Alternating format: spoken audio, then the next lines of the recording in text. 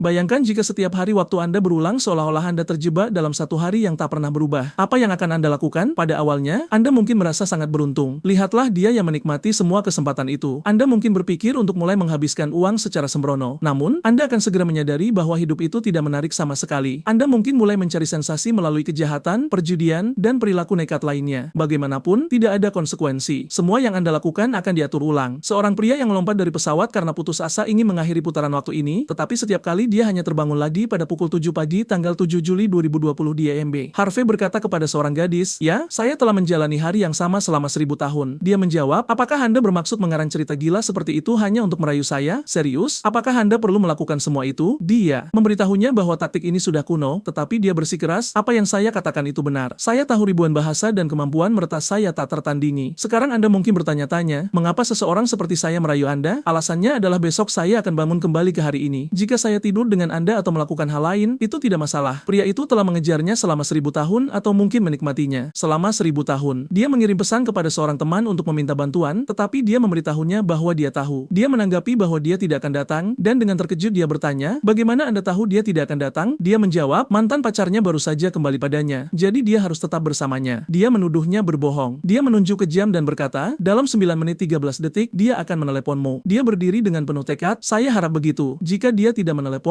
kau mati." Tepat saat itu, pria itu menabraknya dan menatapnya. Dia mencengkeram pergelangan tangannya sambil berkata, "Hei cantik, kau baru saja menyakitiku. Sekarang kau harus minum bersamaku." Dia memintanya untuk melepaskannya, tetapi pria itu menariknya lebih dekat sambil berkata, "Hei, jangan begitu. Ayo bersenang-senang." Saat itulah protagonis kita yang mengenakan piyama anjing melangkah masuk dan berkata, "Tunggu sebentar, kemarilah." Pria itu yang bingung dan marah membalas, "Hei, apa yang kau bicarakan?" dan melemparkan rokoknya ke arahnya, tetapi protagonis hanya berdiri diam dan rokok itu meleset. Dia memprediksi gerakan saya, pikir pria itu. Dia mencoba meninju sambil berteriak, "Bajingan," tetapi meleset lagi. Dia menghindar lagi, mendaratkan satu pukulan di dagu, dan pria itu terpelanting. Protagonis kita menoleh tepat pada waktunya. Saat pria lain muncul di belakangnya berteriak, "Hei, beraninya kau menyentuh anak buahku? Kau sudah mati hari ini." Namun, protagonis tetap tenang dan berkata, "Ini yang diajarkan kakakmu padamu?" Pria marah itu menjawab, "Apa kau kenal kakakku?" Protagonis sudah menelepon dan berkata, "Yo, apa kabar Z? Kakakmu membuat masalah di sini. Jika kau tidak ingin aku memulai perang di Cina, sebaiknya kau kendalikan orang-orangmu. Lain kali, masalah ini tidak akan berakhir hanya dengan satu panggilan telepon." Dia memberikan ponsel itu kepada pria tadi yang dengan cepat meminta maaf. "Oh maaf, saya salah, Kak. Saya tidak akan mengulanginya." Tiba-tiba, kerumunan di sekitar mereka berteriak, "Mohon maaf atas tindakanmu." Protagonis berkata, "Saya sedang dalam suasana hati yang baik hari ini, jadi saya tidak akan mengganggu kalian semua." Gadis itu terkesan dan berpikir, siapa orang ini? Kemudian ponselnya berdering tepat pada waktu yang dia prediksi, dan dia berpikir, ini tidak mungkin. Dia memberitahunya, itu tidak mustahil. Ikut saja denganku. Masih skeptis, dia mengikutinya ke garasi dan bertanya, "Apakah ini mobilmu?" Dia menjawab, "Bukan." "Apa kau mencuri mobil?" tanyanya. Dia mengangkat bahu, "Tidak masalah, besok juga akan kembali." Tertarik, dia memutuskan untuk pergi bersamanya. "Kau tidak akan membiarkan wanita mabuk pulang sendirian, kan?" godanya. Dia menjawab, "Maaf, saya tidak tertarik pada gadis yang butuh banyak riasan." Dia marah, "Apa katamu?" menghapus riasannya dan bertanya, "Bagaimana sekarang?" Dia menyeringai, 9 dari 10. "Sekarang saya ingin pergi ke tempat saya agar saya bisa membuktikan kepadamu bahwa saya tidak berbohong," katanya. Dia dengan enggan setuju, "Oke, tapi jika kau mencoba sesuatu, saya akan panggil polisi." Dia tertawa dan menyetir pulang. Keesokan harinya dia bangun dan rumputnya hancur. Dia muncul dan bertanya, "Hei, bukankah kau bilang hari itu terus berulang? Sekarang jelaskan mengapa ini tanggal 8 Juli. Dia melihat jam dengan ketakutan. "Apa? 8 Juli?" Dia bergegas ke kamar mandi sementara dia mengetuk pintu. "Wang, pria macam apa yang bersembunyi di toilet?" Dia mengabaikannya, menyadari ini bukan mimpi. Waktu telah mulai mengalir lagi. "Saya akhirnya bebas dari putaran waktu ini." Tepat saat itu, seorang asisten muncul mengatakan, "Tuan rumah telah lulus ujian milenium dan sistem reinkarnasi telah diaktifkan." Dia terkejut dan memeriksa statusnya, melihat dia memiliki 10.158 poin kekuatan mental, kemampuan untuk mengatur ulang ruang dan waktu dengan 35.000 poin batas waktu, dan lebih dari 1.300 kemampuan maksimal. Asisten menjelaskan bahwa tuan rumah dapat memilih untuk membuka waktu saat ini, dan mengatur ulang. Pengingat, setiap kali Anda mengunci pengaturan ulang waktu pada hari yang sama, Anda akan kehilangan 1 poin, dan kuota akan berlipat ganda setiap kalinya. Menyadari bahaya mengatur ulang waktu terlalu sering, dia berpikir, tapi apakah itu benar-benar penting? Saya memiliki begitu banyak poin dengan keterampilan mengemudi, memasak, bertarung, dan menembak yang terakumulasi selama 1000 tahun. Saya siap menggunakannya sekarang setelah waktu mengalir lagi. Di luar, gadis itu bertanya, "Apa kau baik-baik saja?" Dia menjawab, "Ini adalah hari terbaik yang saya miliki dalam 1000 tahun." Dia menepisnya, "Cukup dengan itu." Tiba-tiba seseorang menutup pintu, "Buka, kau berani mencuri mobil bos kami? Kau sudah mati." Dia mengintip melalui lubang pintu dan melihat para gangster. "Ini salahmu," katanya. "Kenapa kau mencuri mobil orang?" Dia menjawab, "Saya tidak tahu ini akan menjadi hari yang normal. Kebetulan saja saya mencurinya." Dia Dia memperingatkannya, apakah kau tahu seberapa terkenal dia di dunia bawah? Sekarang mereka akan memburumu. Wang menjawab, dia tidak sehebat itu. Dia punya sejarah mengalahkan orang-orang di atasnya. Orang tuanya dipukuli oleh pihak ketiga, dan dalam kemarahannya, dia menghancurkan semua orang. Kemudian dia dijatuhi hukuman 3 tahun penjara. Setelah dibebaskan, dia membuat nama untuk dirinya sendiri dan sekarang dia adalah nama besar di Cina Timur. Kemudian dia bertanya, mengapa kau mengacau dengan orang sekuat itu? Kau sudah mati. Tapi dia mengedipkan mata padanya, itu masalah kecil dibandingkan dengan fakta bahwa saya meminjam nama Geng Li kemarin. Jika kita tidak menangani ini dengan benar, jumlah orang yang gila akan memburu dan membunuh kita. Dia bertanya, apa yang akan kau lakukan? Sederhana, saya hanya akan mengulangnya dari awal. Sistem, saya ingin menggunakan pengaturan ulang waktu, tapi dunia diatur ulang untuk pertama kalinya pada tanggal 8 Juli 2020. Ini akan menghabiskan 1 poin. Pengaturan ulang berhasil. Kemudian dia bertanya lagi, jelaskan sekarang. Dia dengan cepat berkata, tidak ada waktu untuk menjelaskan, cepat berpakaian. Oh, dia menggigit jarinya. Saya tahu kau tidak akan bertanggung jawab, tapi saya tidak menyangka kau akan begitu ingin menyingkirkanku. Dia menjelaskan, mobil yang saya curi milik seorang pria kuat, dan orang-orang itu akan datang ke pintu saya. Tentu saja kau tidak takut, tapi saya tidak mampu mengacau dengannya sebagai orang biasa. Dia membalas, apakah kau tahu siapa saya? Jika tahu, maka kau tahu kau harus memohon padaku untuk membantumu. Dia menariknya lebih dekat, sama seperti kau memohon padaku tadi malam. Wajahnya menjadi malu. Bajingan, saya akan membiarkanmu mati. Dia memberitahunya, maaf mengecewakanmu, tapi saya tahu seseorang yang bisa memperbaiki ini dengan mudah. Dia bertanya, orang seperti apa? Seorang wanita? Seseorang dengan hati yang besar dan bersemangat, jawabnya. Selanjutnya kita melihat dia melaju melewati kota, tetapi mereka sedang diikuti. Aksi Amerika kuno. Orang-orang itu berteriak, hentikan mobilnya atau kami akan membunuhmu. Gadis itu ketakutan karena mereka memiliki beberapa alat dari Texas, tetapi dia memberitahunya, itu bagian yang menyenangkan, bersiaplah. Dia memohon padanya untuk melambat, tetapi dia berkata, jika mereka menangkap saya mati. Seseorang menerima telepon. Itu protagonis kita. Tuan Lee, mengingatkan Anda bahwa ada pengkhianat di pihak Anda yang akan membuat Anda kalah taruhan. Gadis di telepon berteriak, siapa kau dan bagaimana kau tahu tentang taruhan itu? Dia dengan tenang menjawab, saya punya sumber, dan saya bisa memberitahumu lebih banyak tentang saudaramu. Kirim seseorang untuk menemui saya di bawah kantor Anda dalam setengah jam. Kita akan bicara langsung. Gadis itu ingin tahu siapa dia, tetapi gadis lainnya panik, kita dikepung. Dia meyakinkannya, itu tidak mungkin, lihat ini. Drift gila, bahkan orang-orang yang mengikuti mereka kagum. Apa-apaan keterampilan itu? Apakah pria ini pembalap pro? Beberapa saat kemudian mereka tiba di rumahnya. Dia melihat ke samping dan bertanya, bagaimana kau tahu di mana saya tinggal? Tunggu, saya tidak akan bertanya lagi. Kau akan mengatakan bahwa kau hidup selama 1000 tahun, kan? Dia keluar dari mobil dan memujinya. Kau punya keterampilan mengemudi yang bagus, di mana kau mempelajarinya? Dia menjawab, saya berlatih sepanjang hidup, tapi saya mati berkali-kali untuk mendapatkan kemampuan ini. Oke, jangan mencoba menjadi seperti saya, kau hanya punya satu kesempatan. Dia tersenyum malu-malu dan berkata, berhenti berbohong. Kau mendapatkan nomor saya, tapi jangan berpikir bahwa saya akan meneleponmu. Oke, Brom? Dia bahkan tidak membiarkannya selesai berbicara saat dia pergi. Bajingan itu membuat saya terlihat seperti orang bodoh sepanjang malam, dan sekarang dia menginginkan apa? Panggilan telepon? Saya yakin itu sesuatu yang diatur oleh teman saya. Kalau tidak dia tidak akan tahu di mana saya tinggal. Saya akan menanyakannya. Kau tidak akan lolos dari saya. Setengah jam kemudian, kita melihat Lee, seorang pengusaha terkemuka di kota Dongi dengan latar belakang yang rumit. Saudaranya adalah pria yang bisa menghancurkan Cina Timur. Protagonis kita tiba, berpikir, karena dia wanita cantik, saya punya hubungan licin yang sangat dalam dengannya. Dia sudah di dalam dan dia berkata kepada pria di sampingnya, kau bisa keluar dulu. Dia sudah memiliki segalanya tentang dia. Wen, kau punya adik perempuan di sekolah menengah bernama Yua dengan orang tua dari latar belakang sederhana. Dia memujinya, kau sangat hebat menemukan begitu banyak informasi hanya dengan nomor ponsel saya. Dia merobek kertas itu dan berkata, kau terlihat biasa saja, tapi jika kau tahu tentang taruhan itu, berarti kau bukan siapa-siapa. Siapa kau? Dia memberitahunya bahwa dia bukan pria biasa, mendekat dan berkata, saya tahu banyak hal yang perlu kau ketahui, seperti pengkhianat yang bersembunyi di sekitar sini. Jika kau memberi saya 10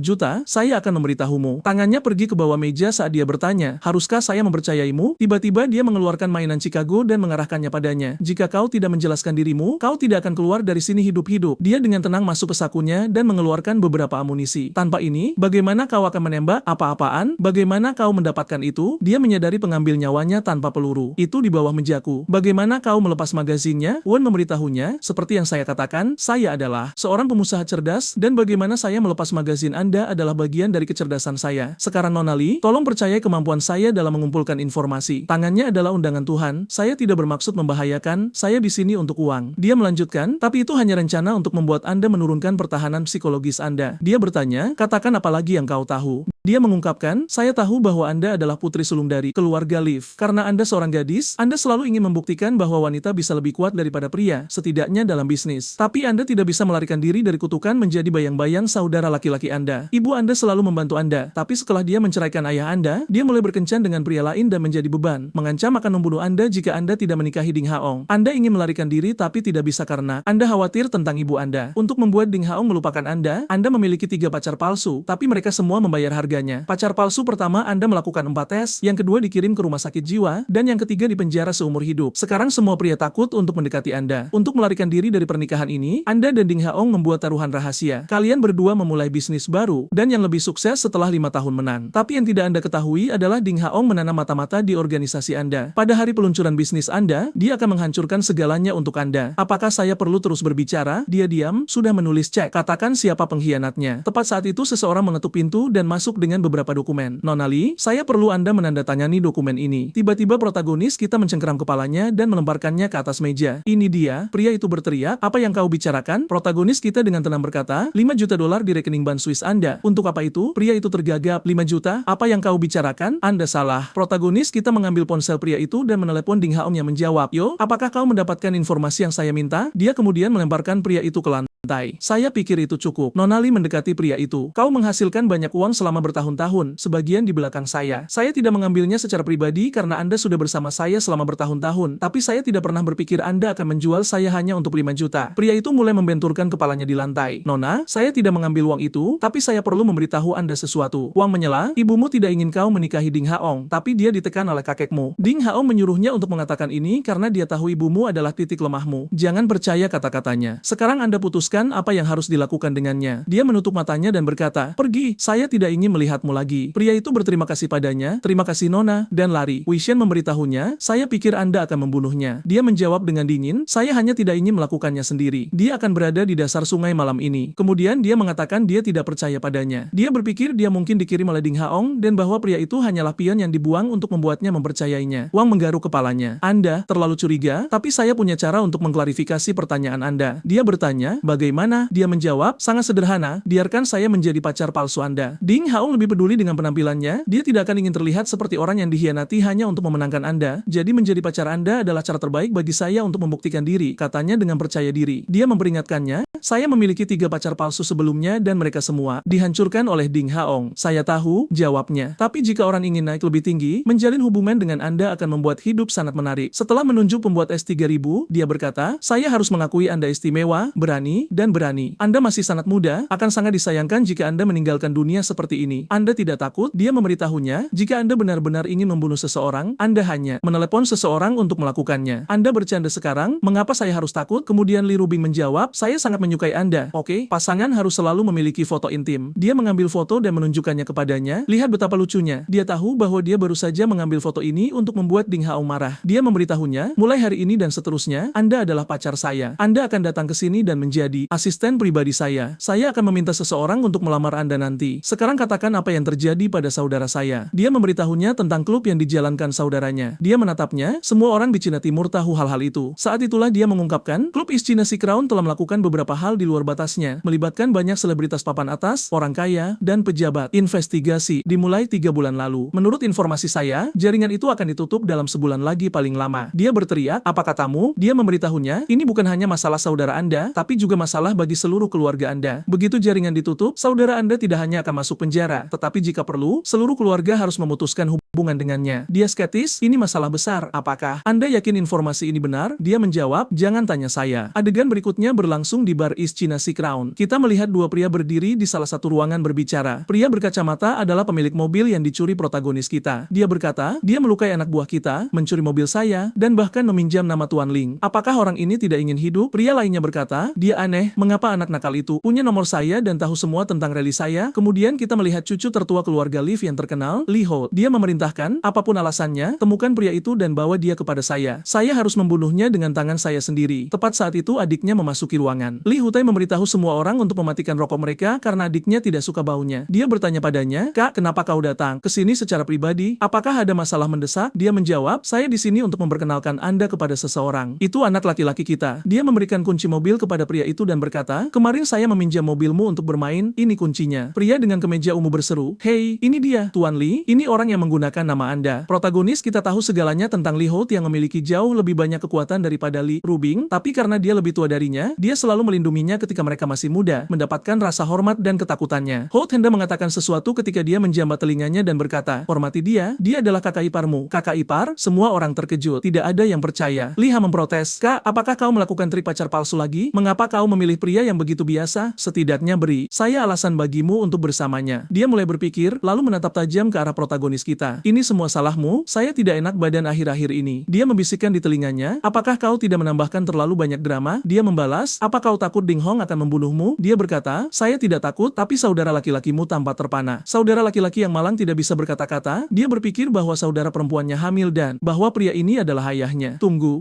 apakah semua ini benar? Dia tidak terlihat buruk, tapi dia bukan yang paling tampan, dan juga saudara perempuan saya menyukai pria yang lebih tua. Mengapa dia berkencan dengan pria berusia awal 20-an? Tunggu, apakah dia ingin menipunya? Terkadang cinta membuat orang buta, cinta membuat IQ orang jadi nol. Saya perlu menyelamatkannya dari pria ini. Dia bertanya, "Bagaimana kalian berdua bertemu?" Protagonis kita menjawab, 3 bulan lalu, saat saudara Anda merekrut magang di universitas. Dia bingung, "Hei, saya benar-benar melakukan itu, tapi bagaimana dia tahu?" Ha menunjuk, "Kau hanya mengenalnya selama 3 bulan. Kak, dalam waktu sesingkat itu, apakah kau benar-benar mengenal pria ini?" Mendekati wajah Wen. "Hei, anak buah saya memberitahu saya bahwa kau bersama seorang gadis kemarin." Bahkan adiknya terkejut, tapi Wen menjelaskan, dia salah paham, wanita itu adalah Wei Kim Kang, putri dari Musai Hai, pemilik grup biomedis C. Dan omong-omong, Anda harus berterima kasih kepada saya. Kemarin jika saya tidak menghentikan saudara Anda, dia akan bergerak padanya. Anda mungkin tidak bisa memperbaiki itu. Lia mengetahui pentingnya grup biomedis berterima kasih padanya. Rubing terkesan, berpikir, saya tidak menyangka saudara laki-laki saya yang tidak takut pada siapapun akan ditundukkan oleh Wen dalam beberapa kata. Kemudian dia berkata, "Kau menghentikan masalahnya, tapi kita datang ke sini untuk sesuatu yang penting. Seseorang dari atas ingin mengakhiri klub Anda." Ha bingung, "Apa maksudmu?" "Tidak mungkin, saya mengurus semuanya. Saya akan tahu jika itu masalahnya." Wan menyela, "Anda seharusnya tidak mengambil video untuk memeras orang-orang itu, dan bisnis Anda dengan Chayang seharusnya sudah diputus sejak lama." Rubing menatap saudara laki-lakinya, "Kau masih berhubungan dengan Cha? Berapa kali saya bilang dia bukan orang baik." TR mencoba menenangkannya, "Saya bisa menjelaskan." Wan melanjutkan, "Saudara Anda benar, Chai bukan orang baik. Dia menjual Anda kali ini. Dia menyalahkan Anda atas apa yang terjadi dan berkata itu adalah ide Anda." "Ku ketakutan, bahkan saudara saya tidak tahu tentang bisnis saya dengan Chahu." "Bagaimana kau bisa tahu? Siapa yang memberitahumu?" Wan menyeringai, "Tidak perlu saya mengklarifikasi itu untuk Anda. Saya di sini untuk dia, bukan untuk Anda. Saya tidak akan membantu Anda karena Anda saudaranya, dan jika sesuatu terjadi padamu, dia akan sedih." Kuna menjadi marah dan menunjuk ke wajah Wen. "Saya katakan padamu, jika kau tidak menjelaskannya hari ini, kau tidak akan keluar dari sini hidup-hidup." Saudaranya turun tangan, "Tenang." Tapi Ha bersikeras, "Kak, saya tidak peduli bagaimana dia membohongimu, tapi saya tidak akan percaya pada pembohong ini." Wen merespons, "Dan saya hanya mendengarkan. Hanya sedikit orang di Cina yang tahu tentang ini." 4 bulan lalu, Liu Bu dikirim ke Departemen Kepolisian Cina Timur sebagai wakil direktur. Dia datang ke sini untuk menangani kasus hiburan kerumunan. Beberapa penyelidik pergi ke klub Anda dengan menyamar sebagai tamu, dan yang lainnya telah bersembunyi di dalam gedung klub untuk mengumpulkan banyak bukti. Dia menulis beberapa nama dan memberikan daftar itu kepada Ha. "Ini adalah daftar semua agen yang menyamar." Ha berteriak, "Beritahu semua orang dan ambil senjata kalian." Dia memberitahu pria berkacamata, "Wan, pergi dan verifikasi nama-nama di daftar ini." Wan menjawab, "Ya, Tuan." Dia menoleh ke Wen dan berkata, "Jika informasi ini salah, ini semua salahmu." Wen duduk di sofa dan berkata, "Katakan berapa banyak uang yang bersedia Anda habiskan." Beberapa saat kemudian, Wan kembali dengan bukti bahwa Wen benar. Wan melemparkan kamera ke meja, "Semua nama di daftar ini telah diverifikasi. Saya tidak bisa mempercayainya." Wen memberitahunya, "Jika para penyelidik mulai bertindak, mereka sudah memiliki cukup bukti tentang Anda. Jadi berhati-hatilah." Bertanya, "Apa yang Anda ingin saya lakukan?" Wen menjawab, "Apakah Anda ingin melanjutkan ini dan pergi ke penjara? Atau apakah Anda ingin melewati ini dengan aman? Apakah Anda punya solusi?" Wen memberitahunya, "Pertama, Anda harus meminta maaf kepada saya, dan saya akan memperbaiki segalanya." Tem menyadari dia tidak punya pilihan dan berkata, "Oke, saya minta maaf. Saya hanya takut kau menipunya." Wen berpikir, pria ini perlu menghormati saya. Saya bagian dari keluarganya sekarang. Rubing turun tangan, "Kita adalah keluarga. Apa yang kau lakukan? Bantu dia." Wien merespons, "Dia tidak melihat saya sebagai keluarga." Chot mencoba mendapatkan kembali kendali, "Tentu saja saya melihat Anda sebagai keluarga. Maaf."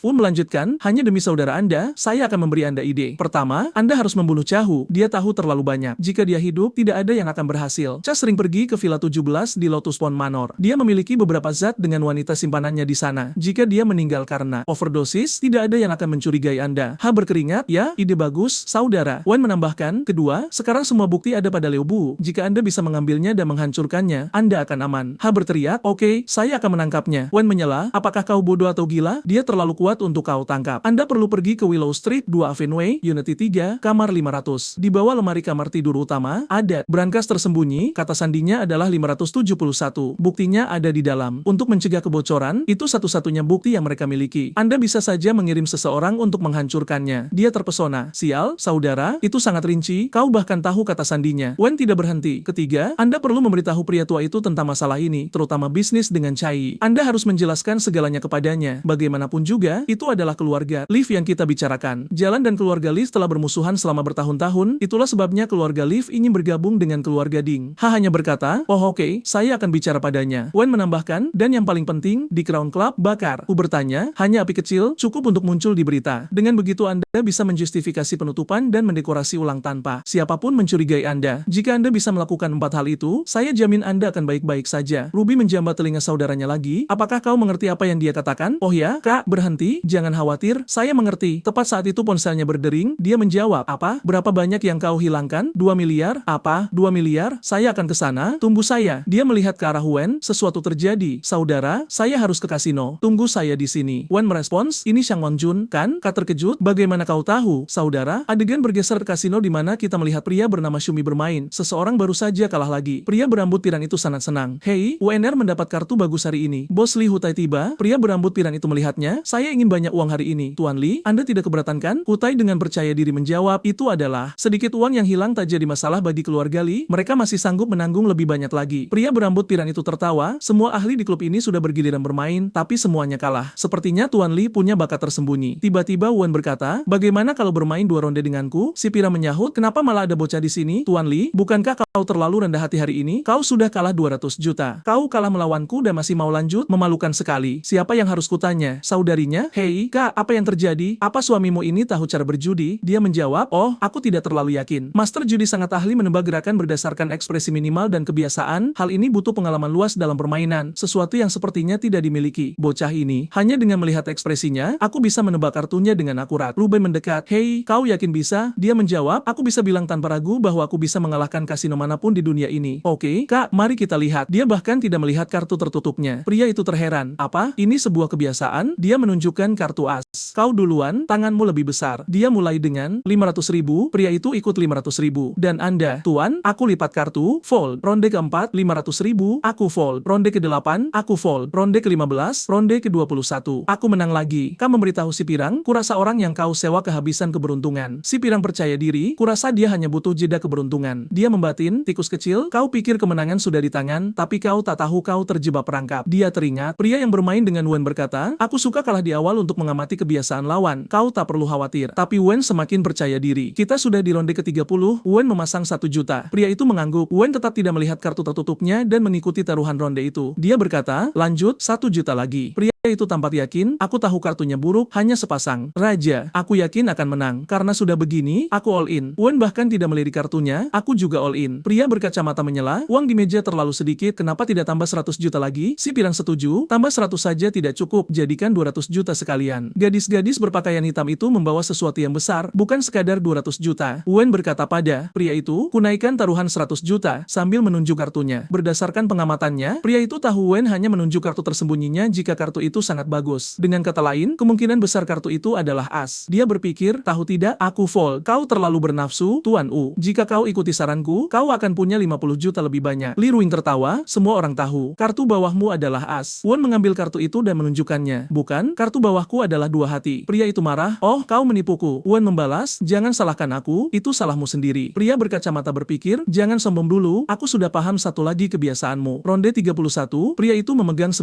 wajik. Kecuali kartu tertutupnya adalah 9 sekop, dia takkan bisa mengalahkanku, pikirnya. Dia berkata pada Wen, ah, ini kartu yang bagus untuk kita berdua. Bagaimana kalau kita selesaikan semuanya dengan tangan ini? 200 jutaku, all in. Wen hanya berujar, menarik. Aku ikut, call. Ruing merasa cemas, bukankah taruhan 200 juta terlalu berisiko? Kaya menenangkannya, dia beruntung sejauh ini, jadi kurasa tak masalah. Si kacamata dewa dan si pirang merasa yakin. Si pirang menyeringai, anak muda, hal terpenting dalam judi adalah tidak kehilangan akal sehat. Jika kau tak bisa mengendalikan pikiran, kau takkan melangkah jauh. Apakah kau pikir kau dewa judi? Bertaruh begitu banyak tanpa melihat kartu tertutup dengan benar, dia membalikan 9 wajiknya. 200 juta ini sudah jadi milikku, serunya. Semua orang mengira ini berakhir. Si Pirang mengejek, Tuan Li, keluargamu besar, kau takkan keberatan kehilangan uang. Sekecil ini, kan? Wen hanya berkata, sudah selesai, kalau sudah, lihatlah sendiri. Dia membalik kartunya. Semua orang terkejut. Pria berkacamata berteriak, tidak mungkin. 9 sekop, itu mustahil. Bagaimana kau melakukannya? Wen menjelaskan dengan tenang, apa kau benar-benar mengira aku tidak melihat kartu? Aku sudah diam-diam melihat kartuku sejak awal permainan. Coba tebak kenapa? Agar kau berpikir kau tahu tentang apa yang kulakukan. Kau bukan pemain hebat, kau hanya terlalu sombong. Kau tak benar-benar berpikir bisa memahami caraku bermain hanya dalam beberapa putaran, kan? Apakah gerakan kebiasaanku benar-benar kebiasaan? Pernahkah kau berpikir sedetik saja bahwa aku mencoba membodohimu? Sejak awal, permainan ini di bawah kendaliku, dan kaulah mangsanya. Ha gembira, ya, Tuan Shan, uang yang kau pakai itu hasil pinjaman, kan? Kurasa sekarang kau dalam masalah besar. Si Pirang kebingungan, bagaimana ini bisa terjadi? Wen berkata, siapa yang menyuruhmu pergi? Tuan Shan? Si Pirang protes, Tuan Li, aku tidak boleh pergi setelah kalah? Beginikah caramu menjamu tamu? CH bertanya pada Wen, kenapa mereka tidak boleh pergi? Wen menjawab, akan kujelaskan nanti. Apa kau punya pisau? Pinjamkan padaku. Ku bertanya, kau tahu cara memakainya? Wen mendemonstrasikan beberapa gerakan. Bagaimana menurutmu? Dia menghampiri pria itu, menarik tangannya, dan mengungkap rahasianya. Oh tidak, dia menyembunyikan kartu as. Kau minta pengecekan kartu sebelum ronde ke-15 dan mengambil kesempatan untuk mencuri as sekop ini. Kau benar-benar mengira aku tidak melihatnya? Aku tidak membongkarnya karena aku belum menang. Tu marah, beraninya kau curang di depanku. Bahkan si Pirang tidak tahu apa yang terjadi. Pria berkacamata mencoba menenangkan suasana, ini salah paham. Wen tidak mundur dan berkata, kau melanggar aturan, kau tahu apa konsekuensinya, kan? Dia mengoleskan obat baja ke tangan pria itu. Wan bertanya pada si Pirang, Tuan Shen, bagaimana menurutmu? Si Pirang cepat-cepat menjauh, dia tak ada hubungannya denganku. Dia curang atas kemauannya sendiri, aku tidak menyuruhnya apapun. Wen mengembalikan pisau itu pada Tu. Aku akan pergi sekarang, sisanya terserah padamu. Tapi ingat, jangan lakukan apapun di dalam klub Bose. Saat mereka keluar, Ruing bertanya pada Wen, apa rasanya enak mengetuk tangan seseorang seperti itu? Dengan tenang dia menjawab, sama sekali tidak, dan terus berjalan. Ruing bingung, bagaimana dia bisa begitu tenang setelah melakukan semua itu? Orang ini tidak akan membunuh seseorang, kan? Di dalam mobil, kaki Ruing menarik perhatian Wen. Dia berkata padanya, aku tak menyangka kau pejudi yang hebat. Dia menjawab, terima kasih, tapi jangan lupa bayar tagihanku. Oke? Dia membalas, kau hanya memikirkan uang. Dia menyadari sesuatu dan menoleh ke samping. Dia bertanya, ada apa? Dia hanya memberitahunya, ada mobil yang mengikuti kita. Dia memberitahu sopir untuk melepaskan diri. Sepertinya itu orang taruhan yang suka mengirim orang untuk mengikutinya. Shen mengamati, tapi dia tahu bukan wanita itu targetnya, melainkan dirinya. Dia memegang tangan Ruing, jangan takut, aku akan mengurus semuanya. Dia agak malu, berpikir, dia menggunakan kesempatan ini untuk merayuku. Belakangan dia bertanya, kau pasti lapar karena kejadian hari ini. Aku akan memberimu sesuatu yang enak untuk mulutmu. Mereka pergi ke restoran untuk memesan makanan. Jika kau berpikir yang lain-lain, kau sudah tertipu oleh G. Dia berkata padanya, ada banyak orang yang mengenalmu di sini, apa kau tidak takut mereka menganggapku sebagai kompetitor? Dia menjawab, aku ingin lebih banyak orang tahu tentangmu. Saat itulah Tuan Heli muncul. Hai, Nona Li, apakah Anda mau makan? Dia menjawab, ya, pacarku bilang ingin makan masakan kanton, jadi aku membawanya ke sini. Dia lalu menoleh ke Wen. Wen, ini Tuan Hun dari Longxiang Innovation Group. Pria itu menjabat tangan, senang bertemu denganmu. Nah, kau pria tampan, pasangan serasi untuk Nona Li. Pria itu melihat jam tangannya lalu pergi. Dia hendak menjelaskan tentang pria itu pada Wen, tapi Wen bilang tak perlu perkenalan. Aku mengenalnya lebih baik darimu. Dia berkata, baiklah, kau pebisnis terbaik di sini. Tapi dia membalas, kurasa tidak semua orang di sini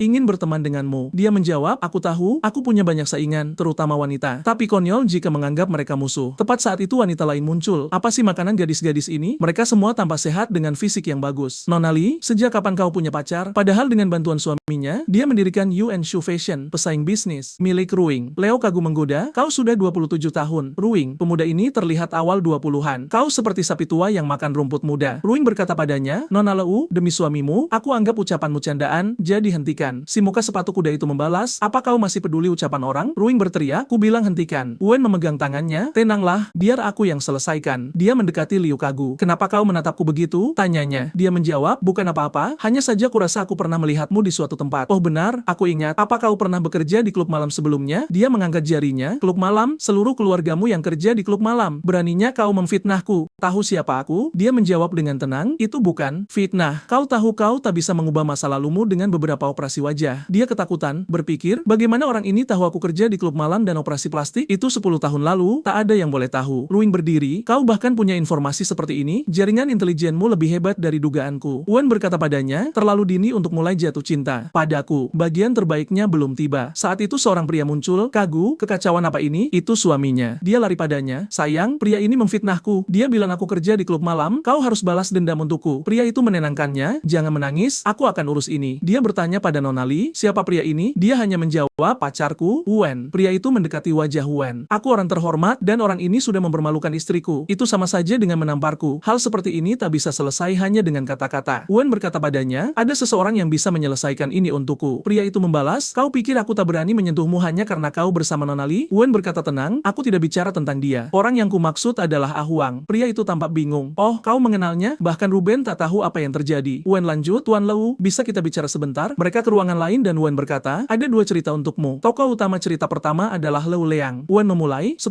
tahun lalu, gadis ini didorong majikannya untuk masuk klub malam demi uang cepat. Di sana dia bertemu pelanggan yang sangat kaya. Pelanggan itu punya masalah kerja dan akhirnya tahu bahwa dia sulit punya anak di masa depan. Saat itulah Lu Suang punya rencana jahat. Dia melakukan banyak operasi wajah dan mengganti namanya jadi Liu. 3 bulan kemudian, Liu hamil dan bayi laki-laki lahir dengan selamat. Tentu saja itu bukan anak si pelanggan, tapi dia tahu kau akan minta tes DNA, jadi mereka menyuap dokter dengan uang banyak untuk berbohong. Tuan Lei, kau mungkin sadar anakmu tak mirip denganmu, tapi kau terlalu ingin punya anak. Bagian akhir rencananya adalah membuatmu mati dalam kecelakaan dan mengambil jutaan dolar darimu. Tuan Lei sangsi, kau pikir aku akan percaya hanya berdasarkan beberapa patah kata? Wen memberitahunya, sepupu istrimu di perusahaanmu, kan? Orang itu bukan sepupunya, kenyataannya dia selingkuhannya. Mereka berdua masih mengkhianatimu. Dia pergi dengan selingkuhannya kemarin sore. Untuk menghindari penglihatan, dia sengaja lewat tangga. Hal ini sangat mudah diselidiki, kau bisa cek CCTV atau tanya langsung padanya. Tapi agar dia mau mengatakan kebenaran, kau harus sedikit menjebatnya. Tuan Liu menoleh ke Lou Kagu. Kagu, kau dan sepupumu, apa kalian di kantor kemarin? Sambil berkeringat dia menjawab, ya, kami di kantor sampai sore. Tuan Le mengonfrontasi. Tidak, dia bilang padaku kau pergi menemui klien kemarin. Kau tidak di kantor. Dia gagap. Apa? Dia pasti salah. Tuan Le mendesak, aku akan tanya dia sekarang. Dan memastikannya. Terperangkap dalam bohongnya, dia mengubah cerita. Oh, aku ingat, kami memang keluar kemarin sore bicara dengan klien, tapi kembali jam 2, jam 3, lalu di kantor bicara soal promosi. Aku tidak yakin kenapa kau menanyakan ini tiba-tiba. Apa kau tak mencintaiku dan anakmu lagi? Plak, pria itu menampar wajahnya. Diam, kau pikir aku tidak tahu. Soal skandal kalian berdua, sekarang pergi, urusan kita nanti. Menoleh pada Wen, Tuan Lou berkata, maaf melakukan ini di depan kalian. Ruing bilang tak apa. Tuan Lou tambah hancur. Aku hanya ingin punya anak, tak menyangka akan dimanfaatkan begini. Aku terima takdirku, aku takkan pernah punya anak. Wen mendekat dan berkata, Tuan Lou, kau sebenarnya punya putra yang baik. Tuan Lou bingung. Apa? Apa maksudmu? Wen tersenyum. Tidakkah kau ingat aku masih punya cerita kedua? Dia melanjutkan, dahulu kala, ada teman masa kecil yang saling jatuh cinta. Mereka pikir akan menghabiskan hidup bersama, tapi si pria jadi kaya suatu hari. Dia mengkhianatinya, kabur dengan selingkuhan dan uangnya. Yang dia tak tahu, pasangan lamanya itu sedang hamil. Dia melahirkan anak laki-laki dan memutus hubungan dengan orang tuanya karena malu punya anak di luar nikah. Dia dipandang hina, tapi membesarkan anak itu sendirian. Karena benci, dia bilang pada anaknya bahwa ayahnya sudah mati. Anak itu kini sukses dan punya keluarga sendiri. Sekarang mereka keluarga berempat yang bahagia. Jadi, kau punya anak dan juga punya seorang cucu perempuan. Tuan Li sangat gembira. Oh, siapa nama putraku? Men, mengikuti nama ibunya, jawab Wen. Tuan Lou bertanya, dia tidak menikah lagi? Apa dia bersembunyi? Wen mengangguk. Ya, dia tidak menikah karena tak percaya pria lagi. Dia tinggal di Dongi dan pasti tahu kau jadi kaya. Tapi dia tak pernah mencarimu karena itu terlalu menyakitkan. Dia mengeluarkan secari kertas dari sakunya. Ini alamatnya. Apakah dia memaafkanmu atau tidak, terserah padamu. Tuan Lou pergi sambil berkata, jika aku bisa bersamanya lagi, aku berhutang budi besar padamu. Ruing terkesan. Wow, dia berhutang padamu, itu bagus. Dia akan berguna nanti. Malam itu, saat Wen turun dari mobil, sampai besok, dia memanggil, Wen, kembalilah, aku ingin mengatakan sesuatu. Dia mendekat, apa? Oh, dia bergumam saat Ruing mendekat dan menciumnya. Dia bilang itu karena Ding Holong suka mengirim mata-mata, jadi ciuman itu akan membuatnya muak. Wen terkekeh, ini ciuman pertamamu, kan? Dia bertanya, apa ini bagian dari intelijenmu? Dia menjawab, bukan, itu karena teknikmu buruk sekali. Oke, aku pergi, dah, tapi hari belum berakhir, kita melihat gadis pertama bicara dengan temannya. Dia bilang, aku lapar, ayo makan, tapi temannya menolak, tidak bisa, kita harus menunggu si mesum itu. Gadis pertama bersikeras, aku ingin melakukannya. temannya. Temannya berteriak, kau sudah dicuci otak. Aku tak bisa membiarkannya lolos begitu saja. Saat dia bilang Wen tahu segalanya tentangnya, temannya mengira dia itu musuh matau, semacam penguntit. Sekarang mereka menunggunya. Dia memejamkan mata, aku hanya ingin membicarakannya, tak sangka reaksinya begini. Tapi lihat siapa yang datang. Sobat, itu dia. Oh, aku di sini. Temannya berkata, kau membohonginya. Kau orang jahat. Wen berkata, jika kau tahu aku bukan orang baik, kenapa kau berani datang padaku? Dia merobos saku. Gadis itu sudah memegang alat kejut listrik taser. Dia hanya berkata, aku cuma mau buka pintu. Tenanglah. Dia berteriak, persetan. Saat akan disetrum, Wen tenang berkata, Sui menyelingkuhimu. Pria ini, cosplayer terbesar di Cina. Gadis itu bingung, apa maksudmu? Wen lanjut, saat dia ke Donghai 4 hari lalu, dia menemui selingkuhannya di Unity 21 Jalan Fan, lalu dia ke KTV dengan teman-temannya. Kemarin dia kehabisan uang, makanya dia menemuimu. Gadis itu Sansi. Bagaimana kau tahu semua itu? Bang, kurasa meski 1000 tahun pun aku takkan tahu soal hubungan-hubungan itu. Dia bertanya, apa itu benar? Wen berkata, kalau tak percaya, telepon dia dan cari tahu sendiri. Dia menegaskan, penilaianku soal pria adalah yang terbaik. Aku akan menelepon dan membuktikan kau salah. Dia menelepon, sayang, di mana kau? Pria itu menjawab, di rumah. Dia bilang, cek apa ada $10.000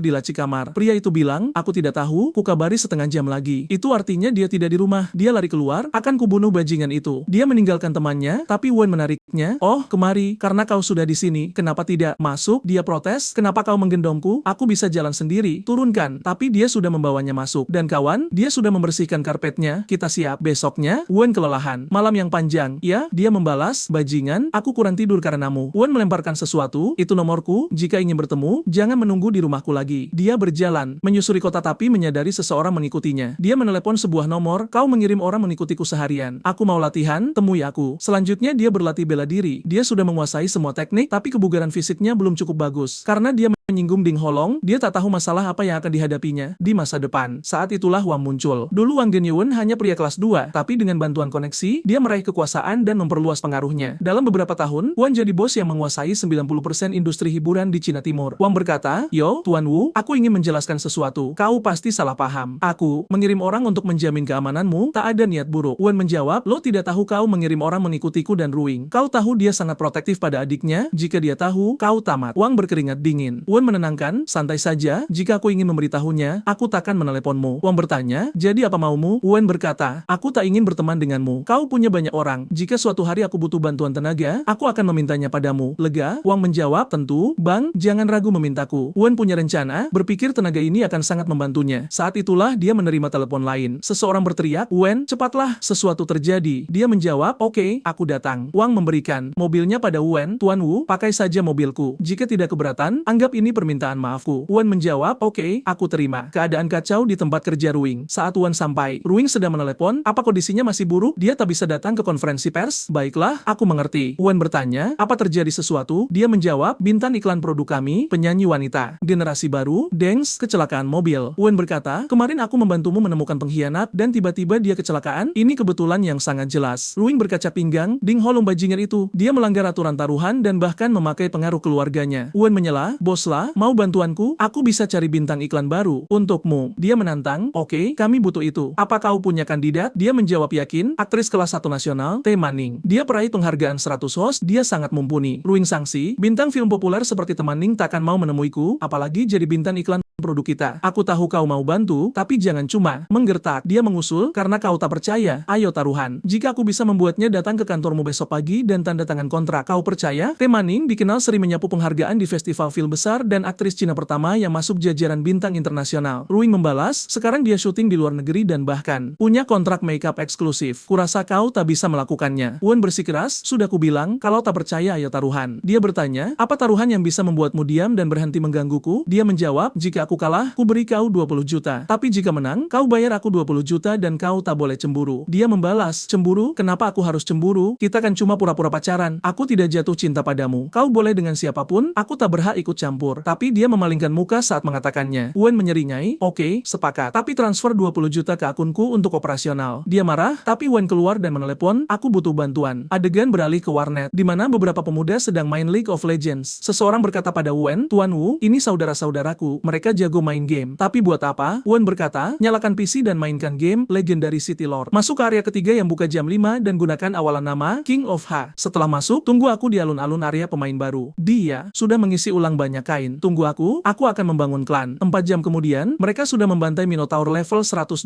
Semuanya punya item terbaik. Sial, seru sekali main dengan koin sebanyak ini. Mantap, mereka membunuh bos lain. Salah satu dari mereka berkata, King of Headman adalah yang terbesar di server baru ini, tapi kita menghabiskan 8 juta lebih untuk perlengkapan. Wu Wen menjawab, tak ada lagi pemain kasual di server ini. Mereka yang tak belanja sudah keluar. Hanya tersisa King of Headman dan Dragon Slaughter di dunia ini. Sekarang saatnya langkah kedua. Dia membuat pengumuman, pemimpin King of Headman telah memulai pertempuran penguasa kota. Bersiaplah, semuanya mengangkat senjata. Ayo kumpul di alun-alun utama, dan bersiap tempur melawan Dragon Slaughter. Beberapa saat kemudian, semua orang di alun-alun kota sedang bertarung. Seseorang muncul di samping Wen, tak percaya kau habiskan uang sebanyak ini, kau pasti fans berat juga. Itu pemimpin klan Dragon Slaughter level 9999. Dia berkata, guild kita sekarang seimbang, belum jelas siapa yang menang. Wen menjawab yakin, tidak, pemenangnya akan segera ditentukan. Pria itu bertanya, kau begitu yakin? Apa rencanamu? Wen menjawab, bukan, kaulah yang akan menang. Dia berteriak pada timnya, King of Headman, dengar perintah, lepas semua perlengkapan dan lockout sekarang. Tiba-tiba semua orang lockout. Pemimpin guild lawan berteriak, woi bang, apa-apaan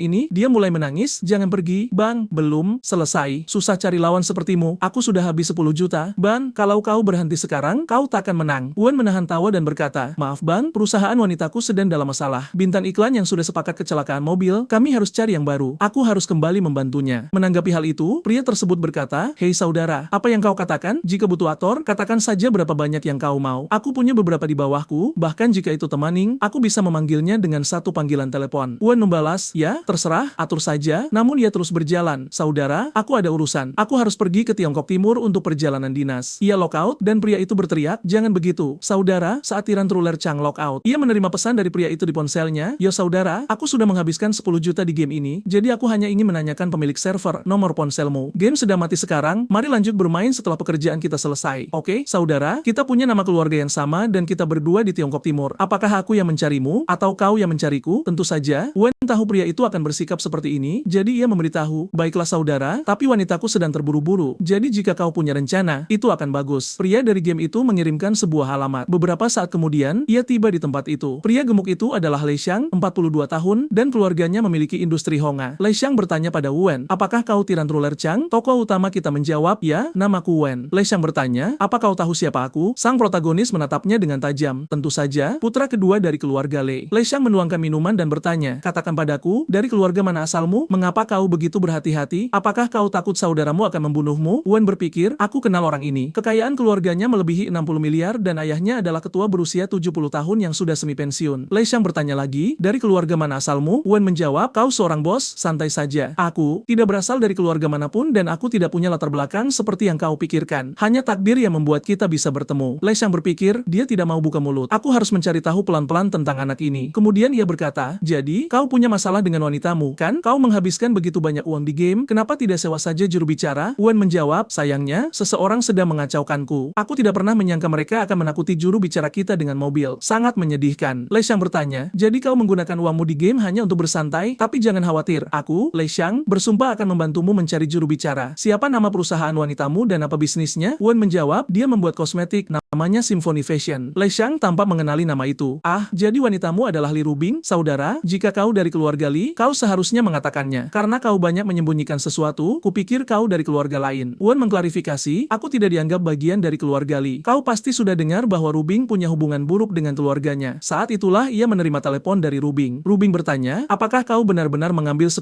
jutaku untuk digunakan dalam game? Wen berkata, aku tidak bisa menjelaskannya padamu sekarang. Bagaimana kalau kita naikkan taruhannya? Jika kau kalah, kau harus berlutut di depanku sambil memohon ampun. Rubing marah dan membalas. Pria di sisi Wen terkejut. Benarkah? Apakah kau sedang berbicara dengan Li Rubing? Ia berpikir, demi Tuhan, Li Rubing, siapa anak ini? Apakah dia punya pasukan? Wen berkata padanya, jangan pedulikan, saudara. Ini hanya urusan pasangan, kau tahulah, dia sedikit temperamental, kami membuat taruhan yang cukup besar. Lei Xiang menjadi tertarik, ayolah saudara, minum tehnya dulu. Apa taruhannya? Apa kau keberatan memberitahuku? Wen menjelaskan, seseorang sedang mengacaukan perusahaannya. Aku ingin membantu, tapi dia tidak membiarkanku. denganku. Kau tahu, dia hanya ingin melindungiku. Bos, kau tahu Fing Hong, kan? Lei Xiang berkata, bro, semua orang tahu tentang dia. Jadi masalah juru bicara itu terkait dengan Ding Hulong? Wen berteriak, apa menurutmu aku akan menjadi pengecut dan bersembunyi jika aku tidak melakukan apapun? Apa aku masih bisa menyebut diriku laki-laki? Lei Xiang menepuk meja. Saudara, kau benar sekali. Ganti teh ini dengan anggur. Aku mengerti kau. Jika kau seorang pria, kau tidak boleh menjadi pengecut. Persetan dengan Ding Hulong. Lanjutkan, kau harus membantunya. Wen menjelaskan, kami membuat taruhan. Dia memberiku kekuasaan penuh atas peluncuran produk baru perusahaan. Jika konferensi pers berjalan lancar, maka aku menang. Tapi jika ada yang tidak beres, maka dia yang menang. Jika aku kalah, aku harus mendengarkan semua keinginannya dan aku harus menahan diri dan hidup seperti pria simpanan. Lei Xiang tersenyum. Saudara, jika itu masalahnya, aku bisa membantumu. Itu hanya masalah juru bicara. Aku akan segera membantumu. Kemudian kita melihat seorang gadis dengan sosok sehat menerima telepon. Tentu saja itu Lei Xiang yang meneleponnya. Ambil cuti, datanglah ke Tiongkok Timur. Sampaikan salam pada direktur untukku. Ini mendesak. Baiklah, aku punya kontrak dokumen untukmu. Ini bisnis kosmetik. Jangan takut, datang saja. Oke, bye. Wen takjub. Sial, kawan, kau benar-benar melakukannya. Lei Xiang menjawab, ya, penerimaannya sesuai rencana. Itu lebih mulus dari yang kuduga, tapi ini kontrak kosmetik, jadi biayanya tidak sedikit. Wen berpikir, aku berencana memberitahumu tentang urusan keluarga Lei sebagai imbalan, tapi kau adalah teman yang baru saja kutemui dan kau tidak ragu untuk menyinggung Ding Hulong seperti itu. Aku tidak akan memperlakukanmu dengan tidak adil. Lei Xiang mendekat dan berkata, kita ditakdirkan untuk bertemu. Saudara, aku hanya lebih tua beberapa tahun, jadi saudara, kau bisa memanggilku Xiang. Wen menjawab, saudara, mungkin kita lebih ditakdirkan daripada yang kau pikirkan. Lei Xiang yang penasaran bertanya, saudara, apakah kau mengatakan bahwa ini adalah takdir? Wen memberinya pesan teks, baca pesan teks ini. Temukan pemilik nomor ini dan tangkap dia. Dia akan memberitahumu kebenaran tentang apa yang terjadi dengan kecelakaan mobilmu 10 tahun lalu. Tapi kau harus cepat. Jika kau lambat, dia mungkin akan pergi ke luar negeri. Lei Xiang teringat, 10 tahun lalu, sebuah truk menabrak mobilku di persimpangan jalan. Aku beruntung dan selamat, tapi istriku meninggal di depanku. Aku berada di Ichu selama 3 bulan. Selama itu penyelidik pribadiku membawa beberapa petunjuk. Pengemudinya adalah pekerja saudaraku, tapi dia menghilang tepat setelah itu. Dan karena aku tidak punya bukti langsung, aku harus menerima kata-kata orang tua itu. Selama 10 tahun, aku berpura-pura bersikap seperti anak kaya yang sinis dan bodoh, menunggu hari di mana aku akan menemukan kebenaran. Beberapa saat kemudian, seorang pria memasuki ruangan. Bos, identitasnya telah dikonfirmasi dan alamatnya telah ditemukan. Lei Xiang berkata pada Wen, saudara, aku pergi duluan, tapi aku berhutang budi padamu. Minta saja padaku jika kau butuh sesuatu. Kau saudaraku. Wen berpikir, 2 hari dalam hidup baruku dan aku sudah mendapat 2 saudara lagi. Tapi hal-hal sekarang sudah selesai. Aku harus mendapatkan 20 juta milikku dulu dan permintaan maaf berlutut darinya. Ia menelepon Rubing, tapi dia tidak menjawab dan hanya mengirim pesan teks. Aku sedang rapat. Ia tahu dia mungkin marah. Keesokan harinya, ia sedang mengendarai mobilnya ketika melihat seorang gadis di sampingnya. Itu Sui Qinging, wanita terpopuler di seluruh Tiongkok Timur. Wen berpikir, Sui Qinging. Dia adalah gadis yang paling mengesankan bagiku di kehidupan reinkarnasiku sebelumnya. Paling penurut dan pendiam. Karena kita bertemu secara kebetulan, ada baiknya sedikit menggoda. Ia melambai padanya, tapi gadis itu hanya menaikkan kaca jendelanya. Tentu saja, ia tahu nomor gadis itu dan mengiriminya pesan. Saat aku melihatmu secara langsung, kau jauh lebih cantik daripada di TV. Beraninya kau menjadi bulan yang terang.